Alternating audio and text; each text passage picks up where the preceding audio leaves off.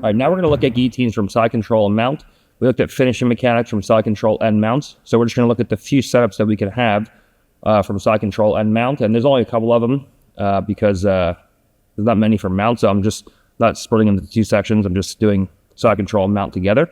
So we're going to look at our partner coming up towards us from side control, looking to go in, lock from side control, and then how we can go from there.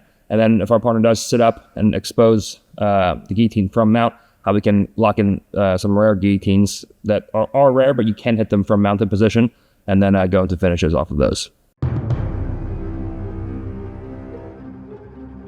right, so now we're going to look at some guillotine options. My partner goes to come up towards me from if I'm side control. And it's going to be very similar to half guard, except for the fact that we're already past our partner's legs, so we can finish our partner or move into mounted position much more easily from here because of the fact that we're starting in side control rather than half guard. But you always see scenarios where we have a top-headed arm. Our partner does a good job of bridging this arm underneath. She goes through, she punches it underneath the arm, and now she punches and hikes the underhook up.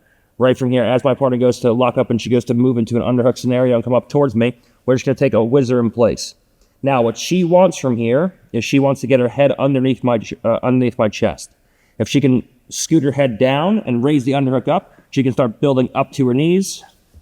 And now there's no guillotine available, especially when, come back, go down. Especially when she takes her hand down to my buttocks, my butt with this hand, from here. And now as I go to start locking guillotine, her head is in the right position. And as she goes to start moving down towards my legs and coming up, she's shucking my hand down to the floor, so she's putting weight towards me in this position. And as I go to lock the guillotine, she goes to come up, and then she puts my hand on the floor. Now, I lose everything from here, okay? So right away, as my partner goes to come up, if I feel like she's going to come up and I'm going to miss her from here, the first thing I want is I want her to labor her ability to come up. I don't want her to come up as fast as she wants to. And I want her to be able to off-balance me in this direction and put her head underneath my chest. What I want is I want to start moving towards my partner's hips. So I take my head and my chin, I look to bring it towards my partner's elbow. Now, somewhat explosive, this won't stop your partner from coming up. But as she goes to get up from here, it'll be a lot more labored. And right now, there's no weight over my left hand. Right now, her head is under my armpit. If her head is under my chest, there's no guillotine from here. If her head is under my armpit, it's in perfect position to go in and lock guillotines. So from here, the second I see my partner go to punch that underhook in, and I feel like I'm gonna be beaten, I immediately take my chin and I just cover my partner's elbow. If my chin does not cover my partner's elbow and she goes to get up, this will always happen. If my chin covers my partner's elbow and she goes to get up, good. This will always happen. And now from here, you either have the choice of going into front headlock, if she gets up to turtle position and doesn't allow you to connect the hips. You set the hands properly right away from here, okay? Because she's not going to have defensive hands from here because you have an arm in guillotine, because she has no defensive hands with this hand, and she's a prop up on the elbow, so she has no defensive hand with that hand. So there's no defensive hands from here. So all you have to focus on is setting the hands right, so that right away, right from here, if she comes up, you're in front head. If she drives towards you, you're in guard. If she falls back down to the floor, come back up. If she falls back down to the floor because of the fact that she can't connect her knee and her elbow, a lot of times I can either slide over or I can take a big step and cover my partner's body like so. And now we can finish right from here. There's many different options that we can look at from here. The main thing is this all comes from the initial setup. Second she goes to start coming up towards me, I take my chin over the elbow. Now as she goes to get up, it's very, very labored and slow. She has no defensive hands, so right from here, we move into position. Now right from here, we can slide across. We can put our partner's back down on the floor, and we can slide out and across. We can post the hand and slide out and across. We can take a big step up and over. We can cover our partner's back like so. We can move to front headlock.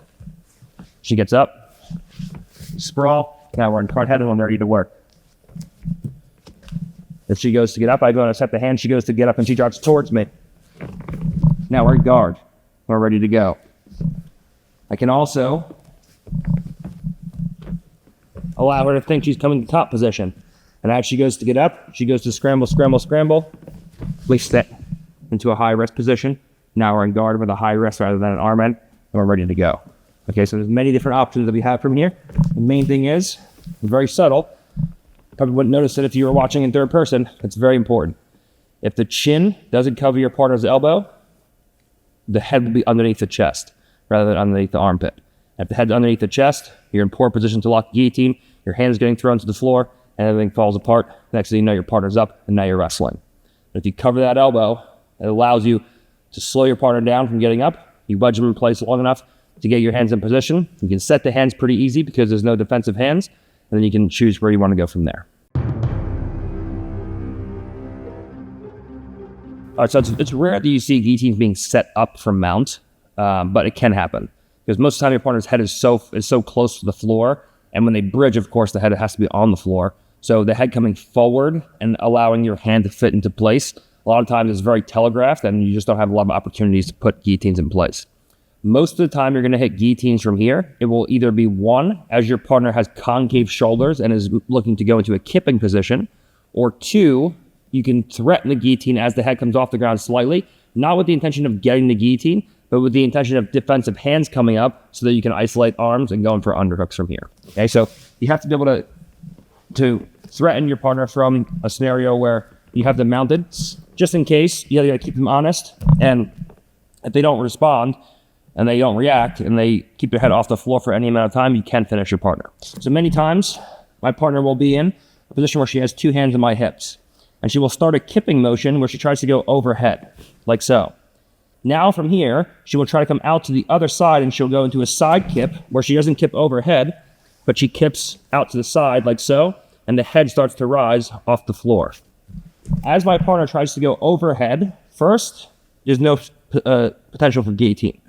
As she comes back to the other side, and she tries to go into a side kip, we move into a situation like this, where now we can wrap our hand out and around our partner's head, we can lock in a guillotine, and now we're ready to go in and start controlling our partner. Now from here, with the guillotine set, she has to start addressing the fact that she's going to get strangled from here. And she can't finish the kip now because I have such good control over the head. Now right from here, we can post the head. We can finish one-handed if we want to, where you just bring the hand up high and we move in. If she starts reaching for me, we can go arm in. We can go low elbow. We can go high elbow. We can go power guillotine. There's a bunch of different guillotines we can finish from here. The choice of what you finish is yours. Most of the time for me, if I can get the hands in position, I finish a one-handed guillotine. So I just bring the hands up high, I shrug the shoulders, I bring my chin down. So that from here, everything's tight right away. My head comes to the center line, and now it's about crunching the chin to the chest, bringing the hips in, as we spoke about before, and getting a strong finish, okay? So this will usually come out of a situation where my partner's trying to kip out to the side, where she's pushing me in this direction, looking to go for an inside knee elbow escape after the kip is successful. And this is the perfect time to just drape my hand over my partner's head and go in for guillotines. A lot of times from here as well, if your partner does manage to get the knees inside, I don't want to end up back in guard. I don't want to end up on the knee elbow connection. This is no good for me. So right away, the second I see my partner's knees come inside, we sacrifice top position. As she goes to make the recovery, we just move into this position here, where now if she decides to follow my hips and come on top, she comes onto a high wrist. If I fall in this position, and she decides to go into a shoulder roll and come up to turtle position, we come up, we follow, and now we go in and we place our high wrist game from there. So right away, if I feel like my partner actually manages to hit the side kip, she gets the knees out, and she recovers guard. Right away, we sacrifice top position, and we move to a high wrist position. Now, if she follows my hips, she comes onto guard. If she shoulder rolls or bridges, just follow her up. We're at high rest position, and we go in and get a strong finish with the guillotine for mount or sacrificing top position and going in for the finish. Additionally, what we can look at here is, let's say for whatever reason, I try to go for the guillotine,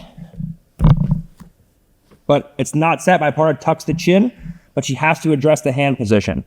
A lot of times what will start happening from here is defensive hands will start coming up. So as her hands start coming up, either one, she brings the hand up here, and now this allows me to slide my left knee back to the inside position.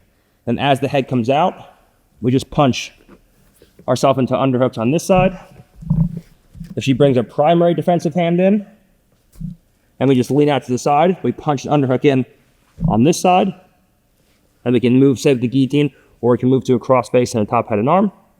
So we can use a threat of guillotine. So as defensive hands come up, now as the head comes free, the defensive hands rise, and that allows me to punch in my underhooks on either side. We can dig an underhook, so we can use the threat of a guillotine to work now into scenarios where I can get the hands above the head, work through positional hierarchies, and then isolate limbs, go into our submission series from there. All right, so now we're going to look at attacking guillotines from the back and from back crucifix. There are great guillotines that I can hit, a lot of high-risk stuff that I'd like to choose, which you'll see in the crucifix instructional, which is a little bit in the future, where your partner tries to escape, and as they're escaping, they're bridging, they're focused on just getting it back to the floor, getting to the top position, and as they're escaping the back, as they're escaping back crucifix, they're focused on that. Guillotine comes in, and then we can use it to either, again, score another position, or, of course, finish the guillotines. All right, so the two main positions that I set guillotines up off of, we're looking at the back and back crucifix. From the back, we're looking at underhook side escapes. So when we have, obviously, the overhook and the underhook side, when we control our partner's back, my partner is on the underhook side, and she's trying to look to escape. I use this guillotine setup pretty frequently, and it's pretty successful. This will come most of the time when I feel like I'm losing my partner, usually when she starts stepping over the bottom hook. If I get into a situation where I feel like I'm going to lose my partner, I'm not going to be able to make the recovery, and I'm in jeopardy of losing the whole position. Whenever I see this, we either come over the head or we come behind the head, and we just shoot our hand through. Both work. If she's leaning forward, we come behind the head. If she's glued to me, then I go over the head. However you get there, doesn't really make a difference, either over or behind. Now, right from here, we're gonna underhook our partner's arm like so. Now, the whole thing from here is to start building height. So I take my elbow back behind my shoulder line, and I heist into this position. Once I'm heisting, now we heist up to a knee. Now I have a choice of moving into mount, like so, or what I can start doing, most of the time my partner's trying to bridge and turn towards me. If she can get her elbow to the floor and get her elbow free, now she can start coming up and potentially getting up on top of me. I still have an underhook, so it can be hard, but she can either come up on top of me, or if she clears the leg, now she can grab my arm and she can start rotating out. She can go into sort of arm drag variations. They can get kind of squirrely from here. So the second I start building height like so, we immediately are going to concave shoulder. If I just try to punch the guillotine from here, it won't work. So I concave shoulder, and I just punch my hand all the way through. Now, wherever you choose to go from here is your choice. If I feel that I can immediately just step over, now I have a great one-handed guillotine. I have a great high elbow guillotine. I have a great low elbow guillotine. I have various guillotines from here, and we just finish them out like we have been. Most of the time, because your partner wants to get to top position, she will be trying desperately to bridge her hips off the floor and face you. And as she does this, she will just come onto various forms of guillotines from here, where she ends up in guard, and now you can go in and get your score. Okay? So, when she's trying to escape the underhook side from the back, and she steps over a hook. If she steps over, go back. If she gets her back out to the floor from here, it's going to be a lot harder because now I can't get over the head. So this is when my partner's on the underhook side, and she beats you at the lower body first. Those of you who are big back attack and defense instructional watchers here. Okay? So underhook side, and she beats the legs first. From here, we just take our hand up and over or under the head, and we underhook our partner's arm. Now the whole thing is to build height. So I take my arm back. Now your partner's probably going to be trying to either scoot away from you or bridge into you from here. So if I'm just trying to build height with my elbow below my shoulder line, it won't work. So I take my elbow above my shoulder line and we build up to that power prop position. Now right from here, I bridge into my partner and I just hit a quick heist. Now as she's trying to move wherever she's going, she's worried about getting her back taken, she's worried about getting mounted. She's not worried about the guillotine. The hand's nowhere near her neck right now. So as she goes to start the scrimmage, we just place our hand in place here. And now if you can keep your partner's hips pinned and keep her belly up, we slide across into mounted position. Or we go shin mounted, we move to side control. Or she traps me in half guard and we work from there. Regardless, we start going in and using our passing positions or using our attacking positions. Okay, if she goes to start trapping me in half guard from here because it's on the wrong side, I can even just move across my partner's body, fall to bottom position, and then lock up half guard and play our smashing game from there. Yes, I see, and this is more likely. We're here, and our partner tries to start getting up on top of us. We just go into position, and now we continue to concave. As she goes to get up on top, we are in perfect position for many different types of guillotines. From here, where she comes onto my hips, she traps my hips, we go into some form of guard, we connect the hips, and we get strong finishes. Okay, so that's if my partner's escaping the underhook side, and she clears the legs first. There's a very similar attack that we can go along with from a back crucifix scenario. So we have this back crucifix in like so, and I feel like I can't take my partner's back. I can't transition to various forms of triangle. There's no Yoko Senkaku, there's no Ashira Senkaku, and I need to make something start happening. So right from here, we switch from left hand control to right hand control. We punch that underhook in, we build up to that power propping position, and we just heist up to our knees like so. Now we still have control of both of our partner's arms. She tries to explode up towards me here.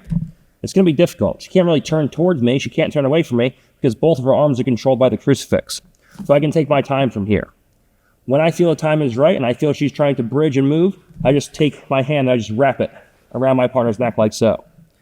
So that now from here, we can either one, of course, drive across into mounted position. We can step over into mounted position, or if our partner goes to explode towards us, she chases our hips. We can go in and we can go into various forms of connection with our hips and finish our partner with guillotines from there. So very similar from back crucifix. Go ahead. From back crucifix, from here, we have a kimura, we have whatever kind of control that we want. We switch to an underhook. Now we build up to an elbow to start building height. We build up to our knees to start building height. And now whenever we're ready, we just overwrap and drape our arm across our partner's neck. Usually when she's trying to bridge, your partner will be trying to bridge from here, and the head will be coming up. As the chin rises, we concave the shoulders, and we move into a scenario where we can lock up guillotine. Now, wherever your partner chooses to go from this position, she comes onto strong guillotine attacks, whether it be top or bottom position, and we can get strong attacks with guillotine off of back crucifix.